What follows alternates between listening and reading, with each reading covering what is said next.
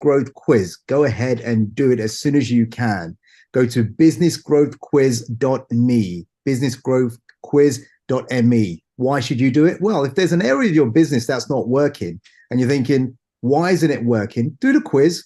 It will highlight some problems that you may have, some challenges you may have.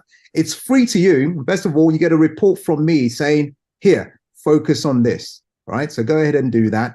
Well, it's my great pleasure to welcome Adrian Knight. We are just on the same corridor on the M40 there. So fantastic in London. So, Adrian, welcome to the Business World Show.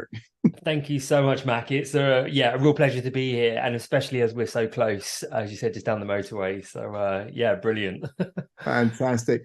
Listen, Adrian, let's get going. Thank you again for being here. Tell us a little bit about your entrepreneurial background. What got you to become an entrepreneur, and also what you do now? Yeah, so I will, if you don't mind, I'll start with now Sure. to give some context. So I buy and sell companies for a living. I typically buy them. There's normally some like element of turning around or fixing to it, and then I'd either sell it or I will retain that business. And I've used my skill set to build up a children's education group, and we've gone from a sort of standing start to a multi-million revenue, and we currently educate around 10,000 under 5-year-olds every academic term here in the UK. Fantastic. And we've done that in under 3 years through acquisition. That's today. My background is probably not as colourful. So prior to that, I had 12 failed startups. I've learned that I'm a terrible startup entrepreneur, and I've also come to appreciate the different flavors and types of entrepreneurs out there. And my sort of career took off when I started playing to my own strengths, really. And What are some yeah, of those strengths then? so I'm a typical sort of like visionary type entrepreneur. So good at sort of seeing where we need to go, good at rallying people behind that and giving it lots of gusto and energy.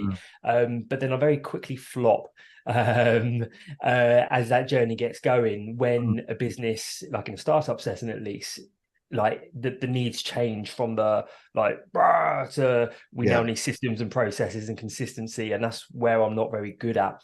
But what I've learned is that skill set of sort of like bringing people along and creating the vision, and normally being quite good at like creative, like solving big problems quite creatively. It lends itself very well in a in a context where you're like buying an established business, which normally has a lot of problems that the current owner just doesn't want to face for various reasons. And so you can go in there and tend to fix them and utilize that skill set more fully. Yeah, and I was reading that you focus, well, you said it as well, that you focus on children education. What got you to focus on that particular niche in terms of business acquisitions and turnaround? It was becoming a dad. Oh, was it really? Yeah, so when I discovered that I was going to be dad to my daughter, who's now 4 years old, Mm. I like all new parents, it completely rocks my world, and I spent a lot of time really sort of by myself, actually, just like evaluating like who I was, what type of dad I wanted to be, where Right. was I going, and so forth. And I decided that my plan hadn't changed, but I needed to accelerate it. And so it was about 6 months into being a dad Mm. when we were going to these baby groups with my daughter Evie, and I was looking around and thinking, there's something not right about this. Like, those first 5 years of a child's life are the most formative years of a person's life, like full stop. Like, it's so important, those years. And I was looking around, and the experience I was having and that I could see my daughter having, it didn't it didn't feel up to standard. In fact, the standards felt quite low, and it wasn't just that one particular group, it was across multiple. And so I decided, after a couple of months of soul searching, that I wanted to play a part in this sector. It didn't have to be a big part. I just wanted to play a part, however small. And what I said to myself was that if I positively impacted one child's life, it had been totally worth it. And I was going to use my skill set of buying and fixing businesses to do that. no one is more surprised than me to sort of look around today and see where this has gone and how many children's lives we're sort of Fantastic. impacting. But it's because it was led with that why, a really strong why there. Perfect. Well, what awesome work you're doing, my friend. Educating over 10,000 people, children in those formative years, like you said, they're so important. For those listening in thinking, oh, 3 years, all these companies, millions of sales in revenue. How does someone go about buying a business? And I know you've bought businesses or acquired businesses with no money. How does one do that?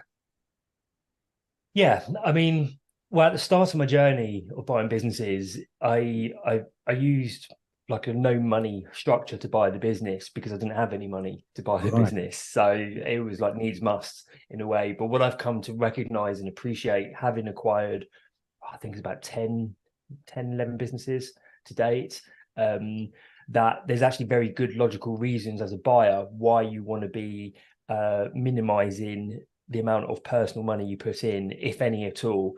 All of my deals have been with no money down. And the reason why is because when you buy a small business, there is no question about it. You're buying a bunch of problems. I absolutely guarantee you that. There's a bunch of problems in there. Some of them you're going to know, many of them you're not going to know, and you're not going to know the depth of them until you get into the business.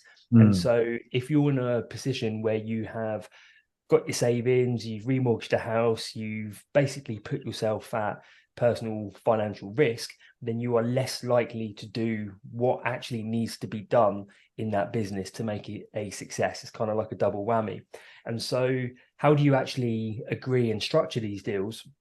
It all comes down to being human and being good with people. You see, I think a lot of people have this misconception about buying like small businesses, like specifically small businesses, like under 5 million revenue, where it's all about the numbers, and you get sort of images conjured up of, a long boardroom with 20 lawyers each side, and you're at the head of the table. Like, that's not how it works. Like, you have to recognize as a buyer that in most cases you're dealing with Bob and Jane, who have been running their manufacturing business for 25 years. They've built it from nothing. Hard working, good people. They've got a team of employees there who they really genuinely cherish, and that's their life's work. But there's some reason why they're looking to sell, and why they're looking to sell now. And the financial reasons are, of course, they're there, but it's not just that. And my experience has been, in most cases, the financial reasons aren't as high up their motivation list as you may think. And so really it's about like swinging your chair around to their side of the desk, Right. saying, like, tell me what's going on. Like, why now? Why are you selling? What's really happening here? And when you get to that sort of depth of like relationship, and you're starting to build up that sort of personal trust, you're then in a position where you can creatively structure a deal that will give them everything they want, but simultaneously protects yourself as a buyer. And fantastic, great explanation there. And how serious, like you said, it's about building that rapport, building that relationship. Excuse me. How can one get for them to trust, excuse me, for them to trust you with their baby that they've developed over years? How do you do that then? So your first acquisition that you do is almost certainly going to be within your network, either someone you know directly, like I always think of LinkedIn, so like a first degree connection, I know this person directly, or probably more than likely a second degree connection. So someone you know knows someone. That's where your first acquisition is going to be. Certainly where mine was. And the reason why that tends to happen is because the trust level is higher. You either Right. know them directly, or they've gone in on a referral. And so the trust level is up there. If you're dealing with someone like from a colder perspective, so that third or fourth degree, Right. connection, using the same analogy, then it's a lot harder and it takes longer because you're building trust. And if you haven't acquired anything before, that doesn't always instill trust from the sellers. If you're trying to buy a business in a completely different sector, like, that doesn't instill trust as well. And so it's all about the trust and rapport. And like anything, if you're selling anything or if you're buying anything, there has to be that trust factor. And so that's kind of the underlying principle of it. Got it. Thank you. Thank you. And what are some of the risks then Mm. associated with, yeah, acquiring or buying small businesses? You know what? It's a brilliant question, and I love talking about this because I never really hear it. I mean, I speak on the M&A, like the mergers, the business buying circuit, and everybody talks about the benefits of buying a business no money down, but no one talks about the risks. And trust me, there are risks because I've Okay. had some major train wrecks from my acquisitions. Really? So major, yeah. And I've the only way I've sort of benefited from them is by simply taking them as a learning experience and rolled that into like my next acquisition, which has made me, like a bit more sharper in this area of buying a business because I got so badly burnt last time in that. And so the first risk, of course, is financial. And we sort of touched on that. If you're putting your own money in, however much, you've got to accept that there is a risk factor to that, and you may or may not get that back, depending on how you structure. There's a lot, the structure of the deal, there's a lot you can do to prevent this. And it's a big part of how I structure deals now. You've got the financial, you've also got the legal side of things as well. If you're buying a business, you essentially have two options, like legal options of buying it. You can either buy the assets of the business. So if it's a manufacturing company, you can buy the machinery, the customer database, the website, etc. Or you can buy the limited company. So the limited company that owns all that. Now, if you buy the limited company, there is almost certainly skeletons in that closet, particularly if it's like 20, 25 years old. And when those skeletons come out, they tend to bite. And with some of the acquisitions I've done, they've had a habit of coming out within like the first month of ownership, and you have Wow. to deal with it because you're the legal owner. You've got HR and people risk, and this is the one I think that a lot of people really underestimate. If you're buying a business, and my last acquisition had 10 people in that business, which for a small business is actually quite big. Like a small Mm. business with 10 people, And people. it's a decent size. Now, if two of those people leave, that's 20% of your workforce.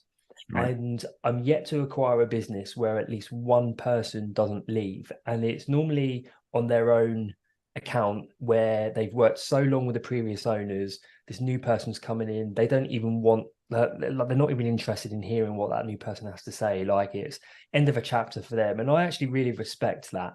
And I respect that they know that. But you then have two bands of people left. You have some who are excited by the new ownership, and they can see the potential of the business and they genuinely want to make it work. And you've got others who are like sort of in between, want to give it a shot, but they're like hedging their bets. And those people you need to watch out for because they can tend to undermine. And using my last acquisition as an example, I had I think three people sitting in that camp, and very quickly identified that one of them was stealing a substantial amount of money from the business. I Wow. mean, when I worked it out, his base salary was 40,000 a year, but when I worked it out in terms of everything else that was coming in, his what he was taking from the business on an annual basis was closer to 120,000. Like, it was Wow. astonishing. Wow. But the problem was that the previous owner had he used to coach this guy when he was 17 and the guy was now 40. And so like there was all this personal relationship, and the owner kind of sensed Okay. something was wrong, but didn't want to like rip off the plaster, which is part of the Right. reason why he's selling.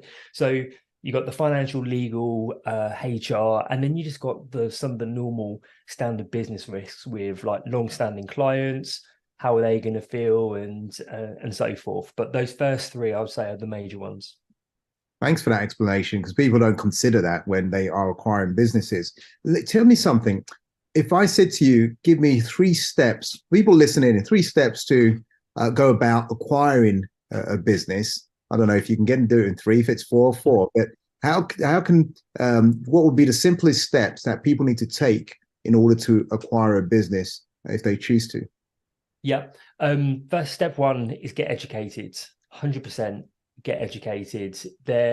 you can't learn to buy a business in the classroom, but you do want to start building up your knowledge base and like your theory. The same way I always say, you can't learn to swim by reading a book about swimming. You need to get in the pool. It still helps to read a book and understand that there's different types of strokes and that, to get educated. The second thing is to really look for some support by someone seasoned and like experienced at doing this, which kind of feeds into the practical implementation of the education, because it is by far your fastest way of not only acquiring a business but doing it in a successful way.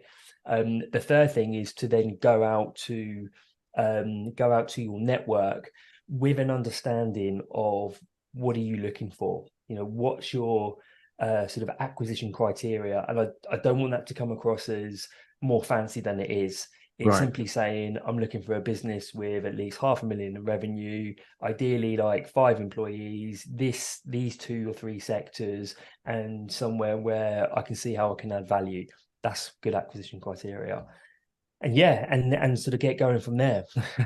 Yeah, that's fantastic. I mean, you simplified it very well. And one of the things you said earlier on is that, how do you find your first deals? You said, look, you can go to your hot, warm contacts, or you can go to your cold contacts. And if your level 1s, level 2s, and is it as simple as that? Contacting them and say, hey, look, I'm looking to acquire some businesses. I'm looking, for businesses between 500,000 to 5 million, 5 staff based in the particular location. Is it as simple as that, or do you need more than just that? No, it is as simple as that. And it helps to have a little bit of a narrative.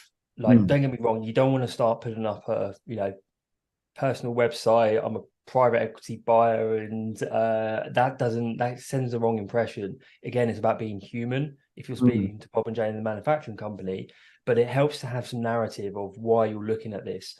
So I'm working with a business partnership at the moment who are in the marketing sector, and they've got a very credible marketing business, 10 years old. They've won multiple awards on a national scale, and like the narrative is very simple for them, is that they've built up this agency very successbeing.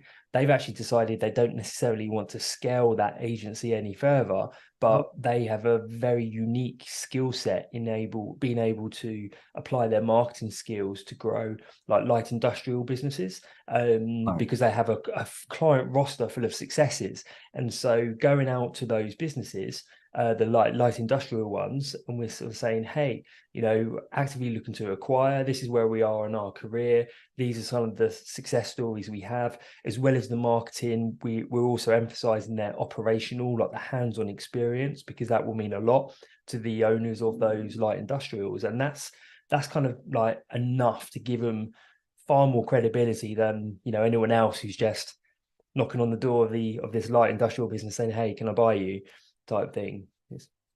Well, yeah, I mean, great. I mean, you're clearly an expert in what you've done. If you've done 10 acquisitions, you've learned in the streets of hard knocks. You've really learned, which is good. You can't buy that kind of experience. You are listening to the Business and Wealth Show here with Mac Attram and Adrian Knight, business acquisitions expert. He's built up a portfolio of education companies generating millions in sales, which is fantastic. Now, Adrian, we haven't finished yet, but I want to say, for those who want to reach out to you, contact you, what's the best way for them to do that? Yep. So my personal website is adrianknight.co.uk. I'm also very active on social media, most especially Facebook and Instagram. And my handle is Adrian J. Knight. Knights with a K. Good. And adrianknight.com, did you say earlier on? .co.uk. .co.uk. Got it. Excellent.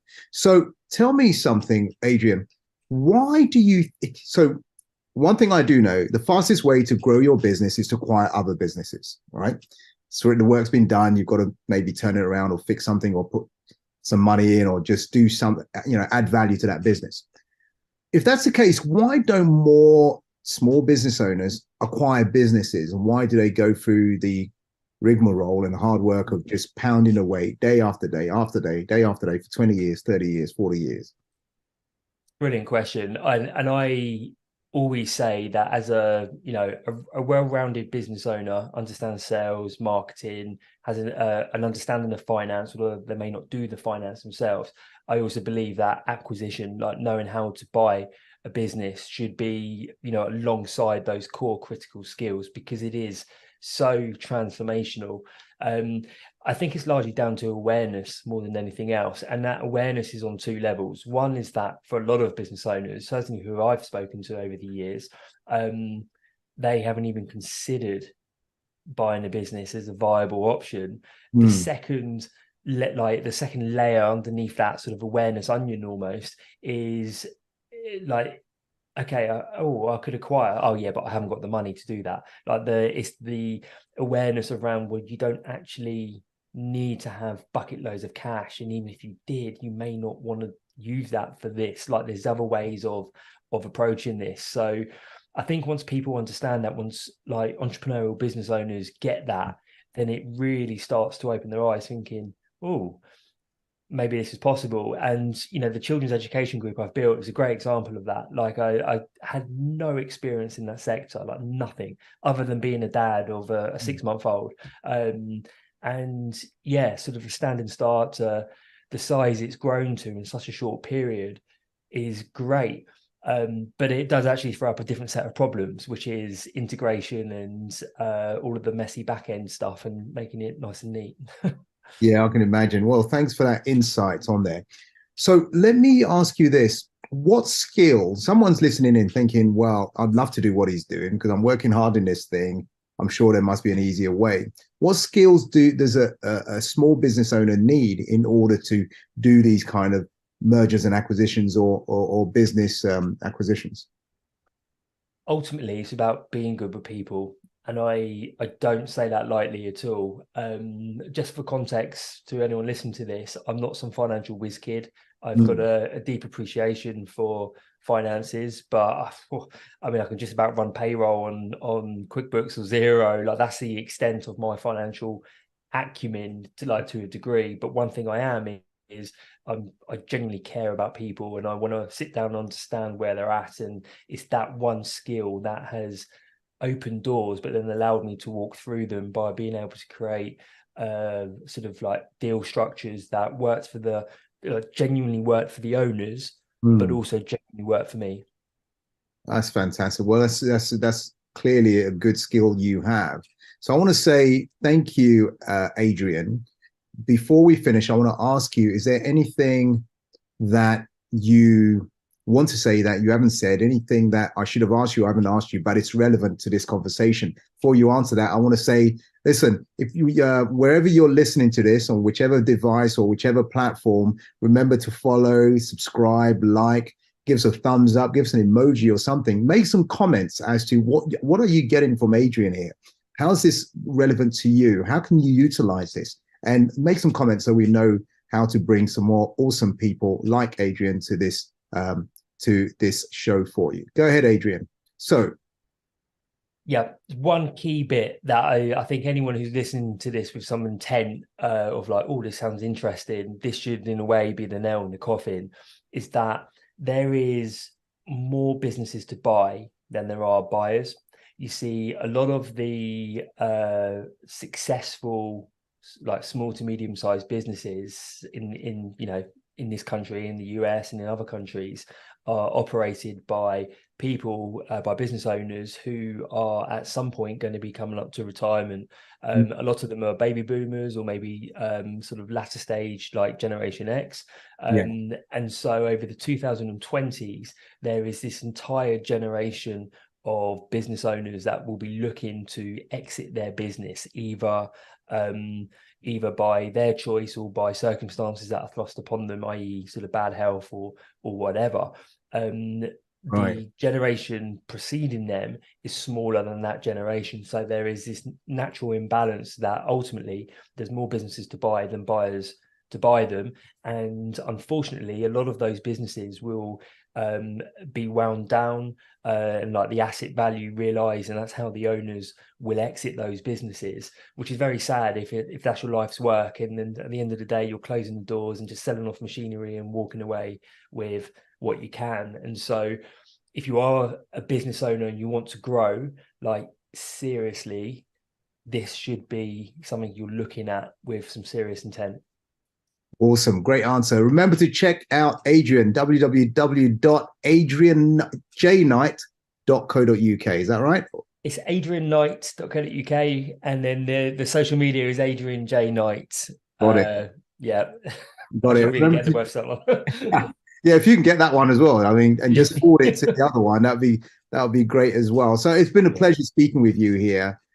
Thank you for all the golden nuggets you've given, and also an insight and making people aware of another way to do business, and more exponential, not linear way to grow their business. I really appreciate you taking the time to do that, and thank you for joining us on the Business and Wealth Show here. Thank you very much.